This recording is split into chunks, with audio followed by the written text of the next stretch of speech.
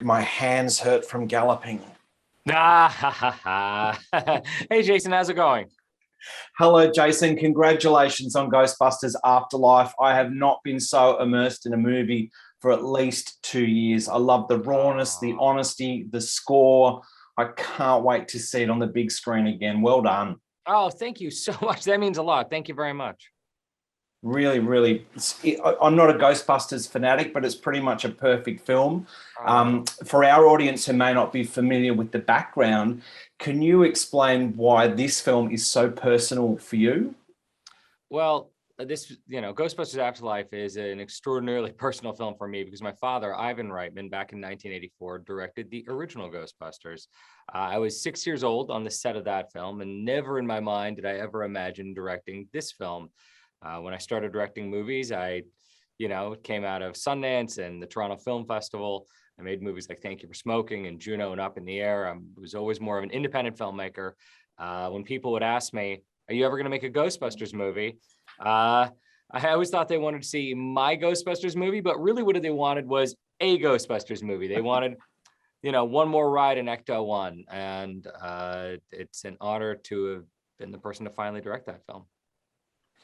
I honestly I enjoyed it so much, and I wanted to know, what was your goal when you set out to make the film? What were you aiming for? What were the biggest challenges, and what are you proudest of?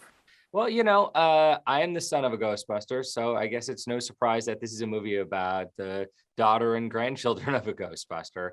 I wanted to, start fresh, in a new location. This is a movie that doesn't take place in New York City. It takes place in the American West. And I wanted to make a family story. I wanted to make a movie about a family that kind of needed to figure their relationships out and simultaneously make a movie that handed the proton back to audiences, the ghost trap, the PKE meter, the Ecto One, and then finally the original guys. You mentioned in your introduction to the film when I watched it, happy Easter egg hunting. Do you actually have a tally of how many Easter eggs are in the film? I don't have a tally, and I'll tell you why.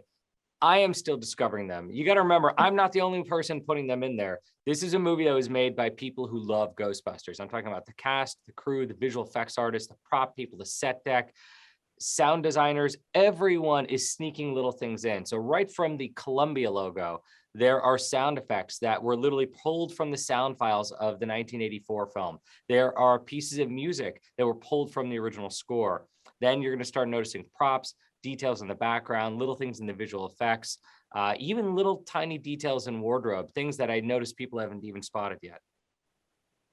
I want to talk about McKenna, but just on this riff, have you ever understood why people are so fanatical about Ghostbusters? I think if you saw Ghostbusters when you were 7 years old, like me, then it was probably the scariest movie you ever saw. If you saw it as a teenager, it was the funniest movie you ever saw.